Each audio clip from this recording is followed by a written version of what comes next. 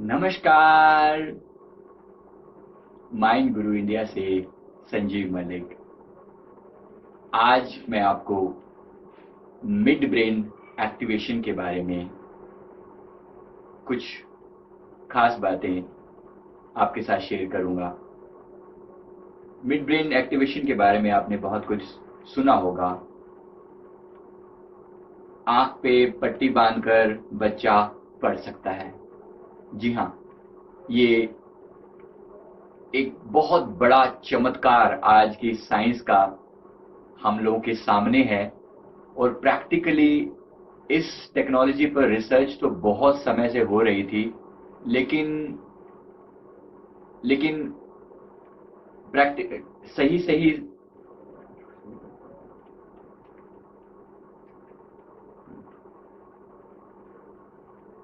नमस्कार।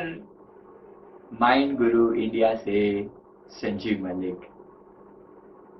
इस वीडियो में मैं आपको मिड ब्रेन एक्टिवेशन के बारे में बताऊंगा। ये एक ऐसी टेक्निक है दोस्तों जिसके बारे में हम बहुत समय से रिसर्च जो है चल रही थी। अगर हमारे स्क्रिप्चर्स को भी देखें तो वहां पर भी जो थर्ड आई होती है हमारी, जिसको एक्टिवेट करने के लिए लोग बड़ी साधना करते हैं, बड़ी तपस्या करते हैं, बहुत सारे योगाभ्यास किए जाते हैं और बहुत टाइम लगता है। तो फॉर्चुनेटली उसी टेक्निक का एक छोटा वर्जन जो कि बच्चों के लिए विशेष रूप से बना है, वो अवेलेबल है आज के समय में, और इसको कहते हैं मिड ब्रेन एक्टिवेशन। जी हाँ, हमारी थर्ड आई, जिसको हम अपनी भाषा में कहा करते थे हमारी स्क्रिप्चर्स के हिसाब से, तो इसको साइंटिफिक लैंग्वेज में मिड ब्रेन कहते हैं। क्या होता है ये, किस तरह से काम करता है, मैं थोड़ा सा आपको समझाता हूँ।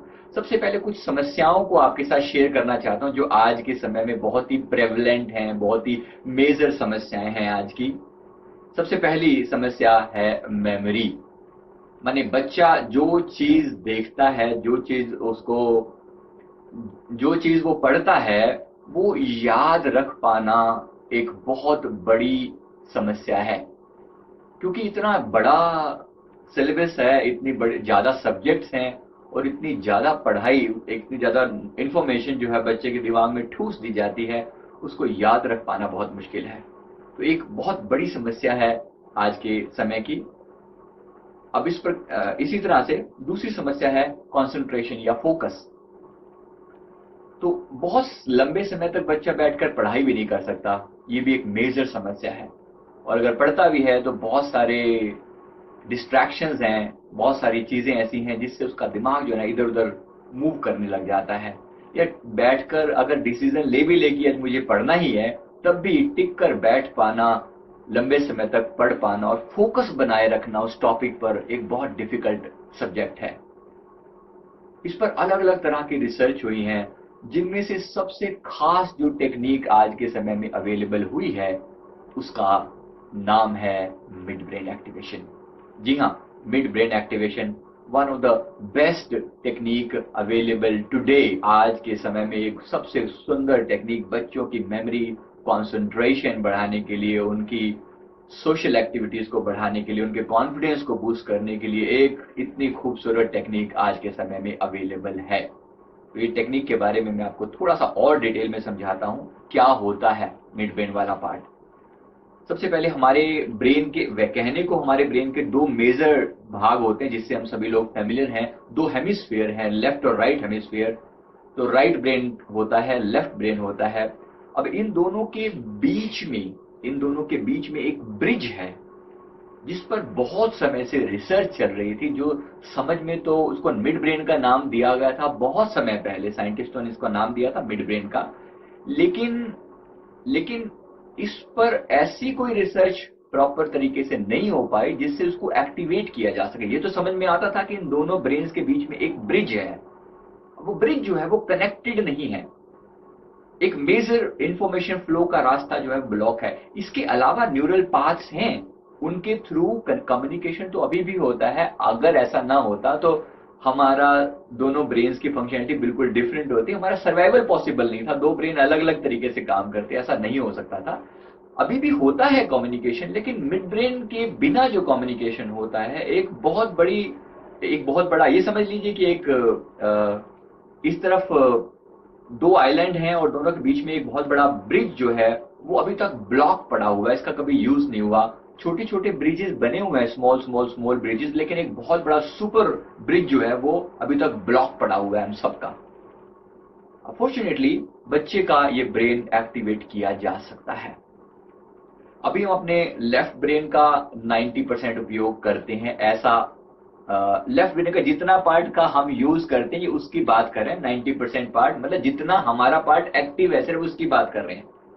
हमारे अपने ब्रेन का ओवरऑल हम लोग शायद 4% से लेकर 10% तक, ऐसा कई रिसर्च में लिखा हुआ है कि हम उसका उपयोग कर पाते हैं। उसका भी जो पार्ट बचा उसका भी 10% हमारा, जो 90% होता है हमारा लेफ्ट ब्रेन का यूज होता है, 10% हमारे राइट ब्रेन का यूज होता है जो हम कर पाते हैं अपनी क्रिएटिविटी का।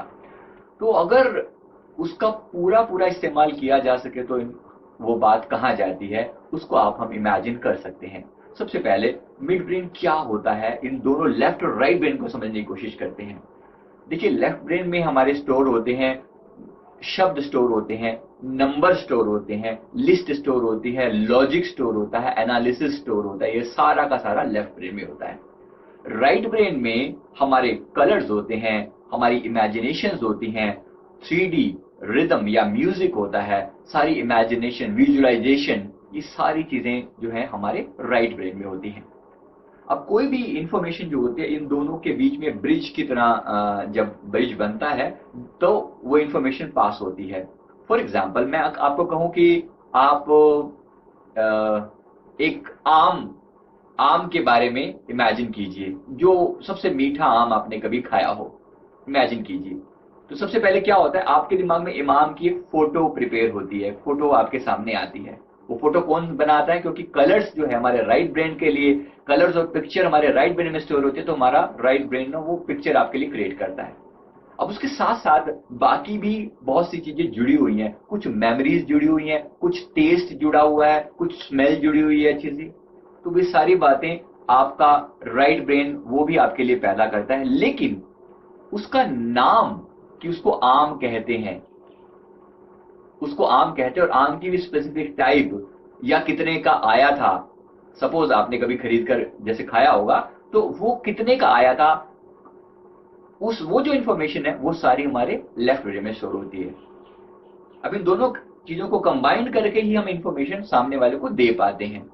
अब इसी तरह जितने भी नंबर और वर्ड्स हैं वो सारे लेफ्ट साइड में हैं, और जितनी भी पिक्चर्स हैं वो सारी राइट साइड में हैं। जितना ज्यादा इन दोनों के बीच में ब्रिज अच्छा स्ट्रॉन्ग होगा, उतनी क्रिएटिवली हम उस चीज को प्रेजेंट कर पाते हैं। अब ये जो मिड ब्रेन है जिसके बारे में मैं बात कर रहा हूं, इन दोनों ब्रेन्स के बीच में जो ब्रिज है, इसको मेसेनसेफेलोन कहा जाता है। मेसेनसेफेलोन, मिड ब्रेन, साइंटिफिक लैंग्वेज में मेसेनसेफेलोन इसे कहा जाता है। एक ब्रिज है जो लेफ्ट और राइट ब्रेन को कनेक्ट करता है। अब ये अगर ये दो इसको एक्टिवेट कर दिया जाए तो एक ऐसा फ्लो स्टार्ट होता है दोनों ब्रेन्स के बीच में, जो एक तरीके से सुपर हाईवे है। जैसे आपने सुना हो, पहले हमारे नेट की स्पीड कितनी स्लो हुआ करती थी, 8 kbps, 10 kbps, 32 kbps या ज्यादा से ज्यादा 100 kbps। आज के समय में वो जो इंफॉर्मेशन ब्रिज था, जो हाईवे, जो ऑप्टिकल फाइबर के थ्रू शुरू हुआ, वो एक ऐसा गेटवे बन गया है जिसके थ्रू आजकल जो डेटा स्पीड आती है, 1 Mbps, 2 Mbps, 6 Mbps, 21 Mbps, 50 Mbps, 100 Mbps तक का बातें हम सोचते हैं, इवन 1 Gbps तक की बातें सुनने में आ रही हैं। तो वो कैसे पॉसिबल हो रहा है, एक ऐसा ब्रिज बीच में एस्टैब्लिश हो गया, एक ऐसा नेटवर्क बन चुका है, उसके ऊपर आप जो मर्जी चला लो, उससे फर्क नहीं पड़ता। तो ये जो ब्रिज है ये वो वाली चीज है। अब आप समझिए, तो इन दोनों को के कॉम्बिनेशन, बेसिकली मैं इसको कहूं कि विज्ञान और योगा, साइंस एंड योगा, इन दोनों टेक्निक का कॉम्बिनेशन है मिड ब्रेन एक्टिवेशन। इसमें क्या होता है, सबसे पहले बच्चे को कुछ एक्टिविटीज करवाई जाती हैं। कुछ एक्टिविटी होते हैं जिनको ब्रेन जिम एक्सरसाइजेस कहा जाता है। तो ये ब्रेन जिम एक्सरसाइजेस ऐसी होते हैं जिसमें कुछ डांस होते हैं, कुछ पजल्स होती हैं, खास तरह की कुछ एक्टिविटीज होती हैं। ब्रेन जिम एक्सरसाइज के बारे में मेरा एक दूसरा वीडियो भी है जिसमें मैंने क्लियरली उसके बारे में समझाया है कि कैसे लेफ्ट राइट ब्रेन को एक्टिवेट करने वाली कुछ टेक्निक्स होती हैं। ओके, इसमें कुछ फिंगर योगा, फिंगर टेक्निक्स होती हैं, कुछ आई टेक्निक्स होती हैं, कुछ पजल्स दिखाई जाती हैं, कुछ ऐसी जैसे अगर आपने पहले देखा होगा 2 चित्रों के बीच में 10 गलतियां निकालो, ऐसी आपने टेक्निक सुनी होगी। तो वो टेक्निक भी क्या होता है, लेफ्ट और राइट ब्रेन के बीच में जो कम्युनिकेशन है उसको बेटर करने के लिए एक बार बच्चे को ट्रिगर किया जाता है। एक बार वो ट्रिगर हो जाए, एक बार वो बच्चे की दोनों एक्टिविटी बढ़ जाए, उसके बाद उसको एक खास तरह का एक अल्फा स्टेज में उसको लेकर जाया जाता है। अल्फा स्टेज या शून्य स्टेज या हिप्नोटिक स्टेज भी जिसे कहते हैं, जिसके बारे में मेरे बहुत सारे वीडियोस अवेलेबल हैं। तो हिप्नोटिक या अल्फा स्टेज के बारे में बहुत सारे वीडियोस मैंने डाले हुए हैं। वो स्टेज बच्चे को लाई जाती है और बच्चे को कुछ पॉजिटिव अफर्मेशन दिए जाते हैं कि I am a genius, I my both brains are working 100%, my both brains are working 100%, I am a genius। तो बच्चा उस अल्फा स्टेज में आ जाता है। उसके बाद एक खास तरह का म्यूजिक बजाया जाता है। वो म्यूजिक सबसे बड़ी की है। वो म्यूजिक जो है वो ट्रांसफॉर्मेशन लाने के लिए वो एल्केमी है। वो जो चेंज आज लाते हैं, म्यूजिक जो है उस ब्रेन की, उसके अंदर कुछ बीट्स होती हैं जो खास तरह से, अब सुनने में वो ऐसे आवाज आएगी, आपको सुनने में कुछ पता नहीं चलेगा कि क्या है ये, लेकिन वो जो बीट्स है एक्चुअली बाइनॉरल बीट्स की एक खास फ्रीक्वेंसी पे उनको बजाया जाता है, जिससे वो वाला पार्ट पर वाइब्रेशन होनी शुरू हो जाती है। धीरे धीरे धीरे करके वो बच्चे का वो मिड ब्रेन एक्टिवेशन होना शुरू हो जाता है। इसमें थोड़ा टाइम लगता है। इसमें मैं आपको थोड़ा सा और बता दूं, पहले music, dance, gymming, puzzle, game, ये सारी चीजें मिलकर बच्चे को उस चीज के लिए तैयार करती हैं और फाइनली जो म्यूजिक होता है वो फाइनल एक्टिवेशन करता है अल्फा स्टेज में ले जाने के बाद। अब इसके साथ साथ अब इसमें क्या होता है, क्योंकि हमारा मिड ब्रेन ये जो है बहुत, या इसको हम अपनी तरफ से अगर थर्ड आई भी कहते हैं, तो थर्ड आई भी वैसी ही टेक्निक, क्योंकि ये हमारी जो थर्ड आई है ये सटल चीजों को, बारीक चीजों को, सूक्ष्म चीजों को, उन चीजों को जिनको हमारी आंखें नॉर्मली नहीं देख पाती, उन चीजों को सेंस करने की पावर इसके अंदर होती है। तो इसकी क्या होता है, मतलब आसपास का जो माहौल है, बच्चा अपनी अंदर की सेंसेस से अब वो जागना शुरू करता है। बिना टच किए भी, बिना किसी चीज को टच किए, टच की सेंसेशन ली जा सकती है। बिना टच किए, बिना देखे, देखने की सेंसेशन ली जा सकती है, क्योंकि वो चीज तो एनवायरनमेंट में प्रेजेंट है और उसकी एक सर्टेन वेव्स भी एनवायरनमेंट में प्रेजेंट है, लेकिन जब तक वो हमारी वो सेंस एक्टिवेट नहीं होती तब तक वो चीज हम पकड़ नहीं पाते। तो इसको बस इस चीज को समझ लीजिए कि वो टेक्निक से बच्चे की सूंघने की, स्पर्श करने की, करके पहचानने की हैबिट जो है वो बढ़ जाती है।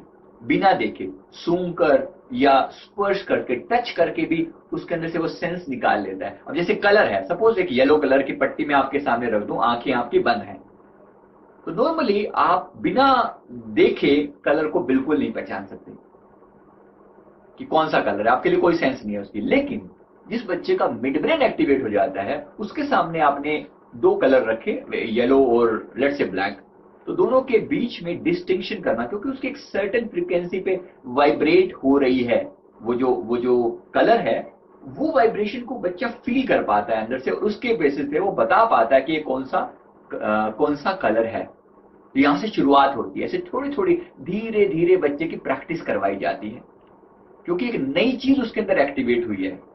ऐसा नहीं कि देख आंख, थर्ड आई एकदम से खुल जाती है और सब कुछ बम्बार्डमेंट हो जाती है, ऐसा नहीं होता। बहुत स्लो ये प्रोसेस करवाया जाता है और बस तरीके से scientific method step by step होता है, जिसके लिए स्पेशल ट्रेनर्स होते हैं जो उस बच्चे को ट्रेन करते हैं। उसमें खास तरह की हिप्नोटिक वर्डिंग इस्तेमाल की जाती है, खास तरह का म्यूजिक होता है, खास तरह के डांस स्टेप्स होते हैं, हर चीज एक सीक्वेंस में होती है, तब बच्चा सही से एक्टिवेट हो पाता है। तो इसके बाद जो है इसकी तो बेसिकली क्या है कि वैसे आंख पर पट्टी बांध देने के बाद जो बच्चे की कंडीशन होती है, वो उसको टच करेगा, फील करके देखेगा, कोई ऑब्जेक्ट उसके सामने पड़ा, जैसे येलो और ब्लू कलर की बॉल सामने पड़ी है। आप तो आमतौर पे हम नहीं बता सकते कि कौन सी बॉल है, लेकिन बच्चा उसको सेंस करता है, उसको फील करता है।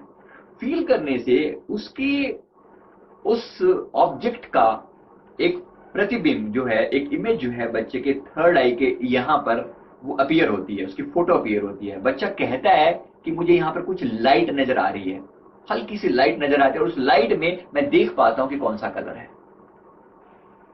अब ये चमत्कार नहीं है तो क्या है, आप सोच के देखिए, ये वही लाइट होती है दोस्तों जिसके लिए हम मेडिटेशन करते हैं। तो मेडिटेशन में बहुत लंबा समय लगता है थर्ड आई को एक्टिवेट करने में, तब कहीं जाकर वो लाइट नजर आती है। मेरा दूसरा वीडियो है थर्ड आई पर, वो आप जरूर देखिए, उसमें बहुत डिटेल में समझाया हुआ है एक आम इंसान के लिए थर्ड आई एक्टिवेशन का मीनिंग क्या होता है। तो बच्चों के लिए इस टेक्निक के द्वारा ये चीज इतनी आसान हो गई है। आप थोड़ा सा और मैं आपको इसके बारे में बताता हूं, क्या और पॉसिबिलिटीज निकल के आती हैं इस चीज के ओपन होने से। तो क्या होता है, एक तो इसकी जैसे ही ये फोकस हुआ यहां पर, अब बच्चे को और कुछ नजर नहीं आ रहा, केवल वो एक डॉट नजर आ रहा है, लाइट, हल्की सी लाइट में वो सिर्फ दो ऑब्जेक्ट देख पा रहा है और कुछ नहीं है उसके सामने। आप सोचिए कॉन्सेंट्रेशन कितनी जबरदस्त होगी वहां पर। आप समझ पा रहे हैं इस बात को? क्योंकि जहां पर कुछ और सारा अंधेर है, आंख पर पट्टी बांधी हो, कुछ भी नहीं है वहां पर, बस थोड़ी सी देर के लिए वो पर्दा, उसको एक जैसे स्लिट, एक थोड़ी सी पर्दा खुलता है, उसमें केवल उसको वो ऑब्जेक्ट नजर आते हैं, अब उसके अलावा उसको कुछ और नहीं दिखाई दे रहा। सोचिए उसकी कॉन्सेंट्रेशन कितनी अच्छी होगी। इसी तरीके से बच्चे की आईक्यू बढ़ जाता है, क्योंकि कॉन्सेंट्रेशन से बेसिक पावर है, बच्चे की ब्रेन पर काम होता है, आईक्यू लेवल उसका बढ़ जाता है, लॉजिक उसका बढ़ जाता है, उसका कॉन्फिडेंस बच्चे का बढ़ जाता है।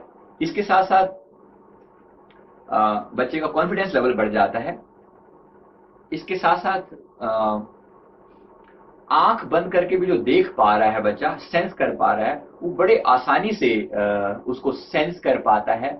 और जो सही से एक्टिवेशन हो जाता है, उसके बाद तो पूरी किताब को पढ़ लेता है बच्चा, नोट्स पढ़ लेता है। थोड़े मोटे अक्षर हो, बस थोड़े से मोटे, बिल्कुल बारीक अक्षर शायद पढ़ने में डिफिकल्टी हो, लेकिन मोटे अक्षर हो तो बड़े प्यार से बच्चा पढ़ पाता है। उसमें कोई किसी तरह का कोई फ्रॉड की गुंजाइश ही नहीं है। माफ कीजिएगा, इसमें कुछ लोग कभी ऐसा भी दिखाते हैं कि कोई फ्रॉड हो रहा है, ऐसा कोई गुंजाइश नहीं है। आपको अपने बच्चे को आप लेकर आइए हमारे सेंटर पर, आपको समझ में आ जाएगा कि कितनी आसानी से ये चीज आपके बच्चे को आप प्रैक्टिकली ये चीज देख पाते हैं। तो बच्चे की एनालिटिकल पावर बढ़ जाती है। एनालिटिकल पावर का मतलब है डिस्टिंग्विश करने की जो क्षमता है, दो ऑब्जेक्ट्स के बीच में डिस्टिंक्शन करने की जो क्षमता है, एनालिटिकल, एनालाइज करने की जो पावर है, वो बढ़ जाती है। साथ ही साथ आपको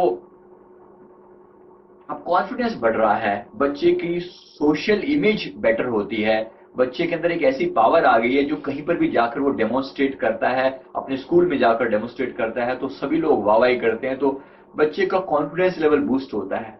हमने बहुत लो से लो लेवल के बच्चों को, मतलब जिनको लो लेवल पर ट्रीट किया जाता था, जिनके अंदर किसी तरह का इंफीरियोरिटी कॉम्प्लेक्स था, उनका भी जब एक्टिवेशन किया गया तो बच्चे के अंदर मेजर मेजर चेंजेस देखने को आए।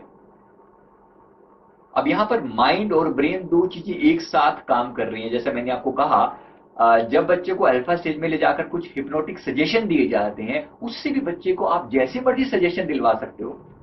अब इसमें क्या होता है, हम डीएमआईटी पहले बच्चे की कर देते हैं। डीएमआईटी करने से हमें यह पता चल जाता है कि बच्चे के अंदर कौन कौन सी कमियां हैं, किस एरिया में बच्चा वीक है। मान लीजिए उसकी लैंग्वेज एबिलिटी बहुत अच्छी नहीं है, ठीक है, तो हम उसको बोलते हैं कि मेरी लैंग्वेज एबिलिटी इंप्रूव हो रही है, माने हिप्नोटिक सजेशन साथ साथ दिए जाते हैं बच्चे को। तो वो सजेशन जो है बच्चे के सबकॉन्शियस में जाकर बैठ जाते हैं, जिससे डबल बेनिफिट होता है। तो अब ये टेक्निक कितने समय तक काम करती है, मतलब कितने क्या बच्चा लाइफ लॉन्ग एक्टिवेट हो जाता है? लोगों का सवाल होता है, क्या बच्चा लाइफ लॉन्ग एक्टिवेट हो जाता है? हाँ, बच्चा लाइफ लॉन्ग एक्टिवेट हो जाता है। एक बार प्रॉपर तरीके से मिड ब्रेन एक्टिवेशन हो गया, उसके बाद बच्चा लाइफ लॉन्ग एक्टिवेट रहता है। थोड़ी सी प्रैक्टिस इसकी शुरू के कुछ समय तक जरूर करनी पड़ती है। 3 से 6 महीने का टाइम हमने देखा है कि प्रॉपर करते रहो, उसके बाद वो चीज सदा के लिए आपके पास है। अब कितना टाइम लगता है एक्टिवेशन के अंदर, दो बेसिक एक्टिवेशन जो होता है वो 2 दिन में हो जाता है, लेकिन इसके बाद 8 से 10 हफ्ते तक फॉलो अप क्लासेस के लिए आना पड़ता है, जिसमें बच्चे को कुछ प्रैक्टिसेस दोबारा करवाई जाती हैं, कुछ कार्ड्स हैं दोबारा करवाए जाते हैं, पेरेंट्स को कहा जाता है कुछ ब्रेन जिम एक्सरसाइजेज हैं जो दोबारा करवाई जाती हैं, पेरेंट्स को कहा जाता है कि 10-15 मिनट का फॉलो अप आप घर पर रोज डेली बेस पे लो। क्यों इसकी जरूरत होती है? क्योंकि एक नई चीज हमने बच्चे के अंदर खोल दी है, एक नई पॉसिबिलिटी बच्चे के अंदर ओपन कर दी है। देखिए ये थर्ड आई जो है ये हम सबकी, हम जब 5-6 साल के थे हम सबकी ये सेंस जो है वो खुली हुई होती है, ऐसा साइंटिस्ट बोलते हैं। लेकिन धीरे धीरे क्योंकि हमने उस एबिलिटी का कभी यूज नहीं किया, वो एबिलिटी डल हो जाती है, नील हो जाती है। सिंपल से, जैसे एग्जांपल के लिए अगर आप अपने राइट हैंड का ज्यादा इस्तेमाल करते हैं, आपका राइट हैंड ज्यादा पावरफुल होता है लेफ्ट हैंड के मुकाबले में, बिल्कुल वैसी ही चीज है, अगर आपने यूज न किया तो यूजलेस हो ही जाएगी। तो इसके लिए आपको 6 से 8 हफ्ते माने 8 से 10 हफ्ते लगभग, माने लगभग 2.5 से 3 महीने तक बच्चे को हर हफ्ते 2 घंटे के लिए सेंटर पर दोबारा से आना होता है।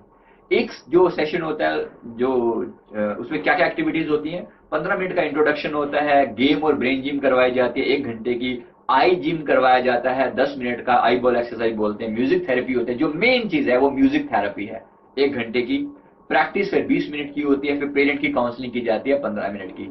इसके बीच में बच्चे को ब्रेक भी दिए जाते हैं, उसको खाना पीना भी, रिफ्रेशमेंट भी दी जाती है, तो ये सब चीजें चलती हैं। ओवरऑल 2 दिन पूरे लगते हैं, सैटरडे संडे यूजुअली हम ये क्लास लेते हैं, लेकिन डिमांड हो तो बाकी दिनों में भी क्लास ली जा सकती है। अब ये प्रैक्टिस है, आप देख सकते हैं कुछ बच्चों का ये एक्टिवेशन चल रहा है, कैसे प्रैक्टिस होती है, कलर सामने रख दिया जाता है, ब्लाइंड फोल्ड बच्चा जो है एडिशन कर पाता है, मल्टीप्लाई कर पाता है। देखिए आप इस फोटो में आप आराम से देख सकते हैं कैसे बच्चे वो कर पा रहे हैं। उनको 2 पोल्स साथ में लगे हुए हैं, ब्लू कलर का और येलो कलर का, उसके बीच में से निकलना होता है, अपना रास्ता निकालना होता है। इसी तरह से ये सारी एक्टिविटीज करवाई जाती है जिससे वो उस चीज को बार बार एक्टिवेट किया जा सके। अब इससे क्या क्या और पॉसिबिलिटी होती हैं, क्या क्या और एडवांटेज होते हैं, फायदे होते हैं मिड ब्रेन एक्टिवेशन से। ब्रेन बच्चे का जो अनलिमिटेड पोटेंशियल है वो खिलना शुरू हो जाता है। एक जैसे रोज बर्ड थी, रोज बर्ड से रोज बनने का जो प्रोसेस है लगा लीजिए वो शुरू हो जाता है। यहां से उसके अंदर एक नया ही डायमेंशन हमने खोल दिया जहां से इनफाइनाइट पॉसिबिलिटी निकलती है। उसकी एकेडमिक परफॉर्मेंस भी बढ़ती है। डेफिनेटली कितने ही बच्चे हमें फाइनली आकर बोलते हैं कि सर हमने तो उसके बाद ट्यूशन लेना छोड़ दिया है। ट्यूशन लेना, मिड ब्रेन एक्टिवेशन के बाद ट्यूशन लेना बच्चे ने छोड़ दिया। कितना बड़ा खर्चा आपका बचता है, सोच के देखिए। और वो आपके लिए, आपने बच्चे को लाइफ लॉन्ग गिफ्ट दे दिया है, लाइफ लॉन्ग। हम उसकी बच्चे की शादी पर कितना खर्च करते हैं, बच्चे के और आगे फ्यूचर में उसके फ्यूचर को बनाने के लिए कितना पैसा अपने माँ बाप स्पेंड करते हैं। मिड ब्रेन एक्टिवेशन थोड़ा सा एक्सपेंसिव जरूर है। एक बच्चे को एक्टिवेट करने का जो रेट है दिल्ली जैसी जगह पर 15,000 के आसपास है, थोड़ा बहुत प्लस माइनस होकर। बाकी थोड़े सब मेट्रो सिटीज के अंदर 12, 13, 10 इस तरह से भी 10,000 इसके आसपास एक खर्चा बच्चे के पूरा, मतलब फुल एक्टिवेशन का जो चार्ज होता है वो लगभग इतना लगता है, जिसमें बच्चे को सेंटर पे जाना, फॉलो क्लासेस देना, उसका खाना पीना सब एवरीथिंग इंक्लूडेड होता है इसमें। तो ये लेकिन ये आप सोचिए इतनी सारी चीजें जब मिल रही हैं तो कितना वर्थ होता है ये आप खुद जान सकते हैं। बेशक हमें टेक्नोलॉजी का प्राइस पे करना पड़ रहा है, बस ये समझ लीजिए। एक नई चीज आई है, टेक्नोलॉजी का प्राइस है, और जो पूरा वो हेडेक लिया जा रहा है उस चीज के लिए, पूरी बच्चे की रिस्पॉन्सिबिलिटी ली जा रही है, वो साथ में आप खुद सोच सकते हैं उसके बारे में। बच्चे का फोकस और कॉन्सेंट्रेशन बढ़ती है। कितने ही बच्चे जो प्रॉपर तरीके से, जैसे स्पेशली जो ये एग्जांपल आप देख पा रहे हैं तीरंदाजी वाला, हमारे सेंटर पे 2 बच्चे जो एक्चुअली इसके लिए जाएगा, शूटिंग के लिए जाया करते थे, वो गन शूटिंग और ये एरो बोइंग बो वाली जो शूटिंग होती है उसके लिए जाया करते थे। उन्होंने बताया कि इस करने के बाद, एक्टिवेशन करने के बाद इतना जबरदस्त परफॉर्मेंस उनकी आ रही है, जिसको मतलब पहले से अगर वो कहें बच्चों के हिसाब से, कहते हैं हमारे मार्क्स पहले जो है ना शूटिंग के दौरान हमारे मार्क्स 30-40 की रेंज में होते थे, वो एक्टिवेशन होने के बाद अब 70-80s की रेंज में पहुंच गए हैं। तो ये एक बहुत बड़ा प्लस है जो हमें मिल रहा है। इसके अलावा बच्चे की, जो बच्चा बिल्कुल दब्बू सा था, जो बच्चा सोसाइटी के सामने खुल पाना या दूसरे बच्चों के सामने खड़े होकर बोल पाना जिसके लिए इम्पॉसिबल था, उस बच्चे को भी जब मिड ब्रेन एक्टिवेशन के दौरान या उसके बाद उसमें बहुत सारे पॉजिटिव चेंजेस देखे गए। जो बच्चा दूसरों बच्चों के सामने डरता था, झेपता था, इंफीरियोरिटी कॉम्प्लेक्स में था किसी तरह से, उसके अंदर इतने मेजर चेंजेस जो हैं इस मिड ब्रेन एक्टिवेशन के दौरान देखे गए। बच्चा बहुत ही सोशल गुण उसके अंदर बहुत सारे डेवलप हो गए। साथ ही साथ बच्चे की मेमोरी जो है बहुत थोड़े पीरियड के अंदर उनकी मेमोरी इंप्रूव हो गई, याददाश्त रख पाने की जो पावर है वो बच्चे की इंप्रूव हो गई। इसके अलावा बच्चे का नई नई पॉसिबिलिटी बच्चे में उभरनी शुरू हो गई। जैसे कुछ बच्चे जो स्पोर्ट्स के नाम पर पहले डरते थे, स्पोर्ट्स में पार्टिसिपेट करने में डरते थे, कुछ बच्चों को म्यूजिक सीखने की इच्छा थी लेकिन वो प्रॉपर तरीके से नहीं कर पा रहे थे, किसी कारण से वो अंदर वो जील नहीं पैदा हो पा रही थी या वो कॉन्फिडेंस पैदा नहीं हो पा रहा था कि मैं कर सकता हूं। अब जैसे ही अपने अंदर एक नई कैपेबिलिटी का विकास हुआ, एक नई पॉसिबिलिटीज ओपन होनी शुरू हो गई, अब बच्चे कॉन्फिडेंटली बोलते हैं, सर मैं आपको करके दिखाऊंगा, I will do it. That creates a magical feeling inside. वो लगता है कि सच में कोई कमाल इनके अंदर हुआ है, कोई ऐसी चीज बूस्ट हुई है जो इस बच्चे को इतना कॉन्फिडेंस दे पा रही है। बच्चा रिस्पॉन्सिबिलिटी लेना सीख जाता है। कल तक जो बच्चे पेरेंट्स कह कह कर बच्चों को रह जा करते थे, उनकी बात नहीं सुना करते थे, वो बच्चा पूरा कॉन्फिडेंटली बच्चे अपने पेरेंट्स की, अपनी मदर की हेल्प करता है किचन के अंदर। सिर्फ एक एग्जाम्पल नहीं है, सिर्फ बहुत एग्जाम्पल हमारे सामने है। मम्मा मैं करूंगा आपके लिए, I will do it for you. बच्चा इनिशिएटिव लेना सीख जाता है। कोई भी काम में जो पीछे पीछे रहा करता था, हमेशा क्लास में आंसर पता होते हुए भी बोलने की हिम्मत उसी नहीं होती थी, वो बच्चे कॉन्फिडेंटली बोल पाते हैं। तो मैं आपको ये भी बता दूं कि ये कोई बोरिंग क्लासरूम लेक्चर नहीं है, किसी भी तरह से कोई बुक का बर्डन नहीं है, क्योंकि सारी चीजें मतलब 2 दिन तक जो बच्चे को दिया जाता है या फॉलो अप सेशन में जो बच्चे को दिया जाता है, किसी तरह की कोई बोर्डम वहां पर नहीं होती। बच्चे खूब एंजॉय करते हैं, खूब एंथू देखने को मिलता है। हमारे सेंटर में पड़ोसियों की कंप्लेंट आने लगी कि बच्चे खूब जो है ना एंजॉय कर रहे हैं, तो इनको थोड़ा शांत होने को बोलिए। खैर वो सब हम रखते हैं। मेरे कहने का मतलब सिर्फ इतना सा है कि बच्चों में पूरा एंथू होता है, पूरा जोश होता है इस क्लास के दौरान। और जो पहली बार में बच्चे मना करते थे कि हम इस क्लास में नहीं जाना चाहते, पेरेंट ने चाहे जबरदस्ती भी उनको डाला, उसके बाद वो बच्चे खुश होकर आते हैं, कहते पहली क्लास ऐसी है जहां पर पेरेंट्स का हाथ पकड़ कर लाता है कि मुझे तो इस क्लास में जाना ही जाना है। तो इस तरीके से बच्चे का ओवरऑल स्लीपिंग माइंड ओपन हो जाता है। जो ब्रिज था, ये ओपन होने से बच्चे की सेल्फ अवेयरनेस बढ़ जाती है। आपको पता हो, यही थर्ड आई जो है मेडिटेशन का भी सेंटर है, जहां पर हम विटनेस होने की फीलिंग ले पाते हैं। मेरे दूसरे वीडियो में मैंने थर्ड आई से रिलेटेड जो वीडियो डाला हुआ है, उससे मैंने कंप्लीट डिटेल में मैंने ये बात समझाई हुई है। तो यहां पर सेल्फ अवेयरनेस अपने बारे में कि मैं कॉन्शियसनेस हूं, ये वाली अवेयरनेस और ये बच्चे के अंदर आनी शुरू हो जाती है। बच्चा अपने आप को एक्सप्रेस करना शुरू कर देता है। जो कल तक अपने आप को बोल भी नहीं पाता था क्लास में खड़ा होकर, वो कॉन्फिडेंटली बोल पाने की कैपेबिलिटी उसके अंदर आ जाती है। तो इसके अलावा बच्चे की पॉजिटिव बॉडी इमेज क्रिएट होना। पॉजिटिव बॉडी इमेज का मतलब है कि नॉर्मली कभी कुछ बच्चे जैसे ना अपने बारे में बहुत ज्यादा हीन भावना का, इंफीरियोरिटी कॉम्प्लेक्स का शिकार होते हैं। मतलब मेरे शरीर का कोई अंग पर्टिकुलर ठीक नहीं है, या मैं अच्छा नहीं दिखता, या वटेवर, या मेरे बाल सुंदर नहीं है जितने किसी और के हैं, वगैरह वगैरह। ऐसी बहुत सारी चीजें बच्चा आज के टाइम में अवेयरनेस उसके अंदर है इन सारी चीजों के बारे में, और वो अपने आप को कहीं ना कहीं लो फील करने वाला बच्चा भी मिड ब्रेन एक्टिवेशन होने के बाद उसके अंदर बहुत सारी पॉजिटिव फीलिंग आनी शुरू हो जाती है। एंग्जाइटी जो होती है, चिंता, तनाव जो होता है बच्चे के अंदर, वो फिनिश बहुत हद तक हो जाता है। बच्चे की माँ बाप के साथ रिलेशनशिप बहुत बेटर हुई है, जितना हमने ऑब्जर्व किया है। जो बच्चा माँ बाप को पर गुस्सा करता था, नाराज होता था, चिल्लाता था, कई बार वो बच्चा पेरेंट्स को के लिए थैंकफुल फील करता है कि आपने मुझे इस क्लास में भेजा। क्योंकि वहां पर इस क्लास के दौरान, जैसा मैंने कहा, क्योंकि बच्चा हिप्नोटिक स्टेज में होता है, अल्फा स्टेज में होता है, उसको जो सजेशन दिए जाते हैं वो हम बच्चे को स्पेसिफिक सजेशन देते हैं। आपने मेरी साइट mindguruindia.com पर भी देखा होगा, बहुत सारे सजेशंस की लिस्ट हमने वहां पर डाली हुई है, जिसको हम आत्म सुझाव या अफर्मेशन कहते हैं। वो सजेशन इतने पावरफुल होते हैं कि बच्चा जब हिप्नोटिक स्टेज में होता है या आंख पर पट्टी उसने बांधी होती है, जब वो अल्फा स्टेज में होता है, तब उसको वो सजेशन दिए जाने से वो पेरेंट्स का रिस्पेक्ट करना शुरू कर देता है। उसके मामले में जो भी उसके मन में गलत फहमियां थी वो दूर हम कर सकते हैं यूजिंग दिस सेल्फ अफर्मेशन।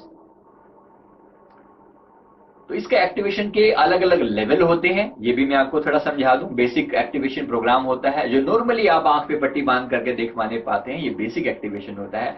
इसके अलावा एक एडवांस कोर्स होता है, इसमें बच्चे की और हायर डायमेंशन, बच्चे के और हायर डायमेंशन पर बच्चा देख पाता है, पीछे की चीजों को भी सेंस कर पाता है।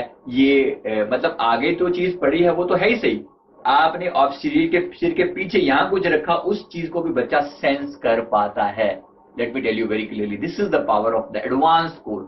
धीरे धीरे आती है चीजें, स्लोली, क्योंकि इतनी बड़ी चीज जो बच्चे को दी जा रही है वो स्लो स्टेप बाय स्टेप दी जाती है। पहले जो बेसिक एक्टिवेशन कोर्स ही करवाया जाता है, उसके 6 महीने के गैप के बाद ही एडवांस कोर्स करवाया जा सकता है। इसके अलावा मिड ब्रेन एक्टिवेशन के एडवांस कोर्स में एक पार्ट आता है क्वांटम स्पीड रीडिंग का। क्वांटम स्पीड रीडिंग का मतलब क्या होता है? बच्चा, जैसे ये बुक है, हम लोग इसका कोई पैराग्राफ पढ़ना हो तो हम लोगों को पूरा जाकर खोलकर उसका पर्टिकुलर पैराग्राफ इस प्रकार से पढ़ना पड़ेगा। यहाँ पर बच्चा जो है बुक के पेजेस फ्लिप करने से, इस तरह से पेजेस फ्लिप करता है और बुक का वो पार्ट जो है उसके दिमाग में पूरा मेमोराइज हो जाता है, एक सर्टेन स्पेसिफिक पार्ट। फिर उसके बाद वो बच्चा जो है वो पेरेंट्स को आपको बुक पकड़ा देगा, बोलेगा आप पूरा सुन सकते हैं ये वाली पार्ट, वो आपको डिट्टो वर्ड टू वर्ड वो आपको दोहरा कर दिखा देगा। ये इसका नेक्स्ट पार्ट है। अब ये भी किसी चमत्कार से कम नहीं है। आपको याद हो तो ऐसी